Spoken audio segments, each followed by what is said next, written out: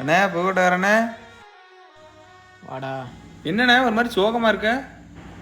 ஒன்றும் இல்லைடா, நேற்று எங்கள் அண்ணனுக்கு பொண்ணு பார்க்க போயிருந்தான்டா. ஆமாம் சொன்னேன், என்னாச்சுண்ணே? அவங்க பொண்ணு இல்லைன்னு சொல்லியிருந்தா கூட எதுவும் நினச்சிருக்க மாட்டான்டா. ஒரு டிரைவருக்கெலாம் நாங்கள் எங்கள் பொண்ணை கொடுப்போம்னு நினச்சி கூட பார்க்கல அப்படின்னு மூஞ்சில் அடிச்ச மாதிரி சொல்லிட்டாங்கடா. என்னென்ன சொல்கிற? எவன்ண்ணா அவன்? சொந்தக்காரங்களை வேற போயிட்டாங்க. இந்த சொந்தக்காரங்களே இப்படி தானே. முதல்ல அந்த சொந்தக்காரங்களை போட்டால் எல்லாம் சரியாயிருந்தேன். அதான் சொந்த நாயாக இருந்துச்சுன்னா நாங்கள் போனதுக்கு குலைச்சிருக்கோம்.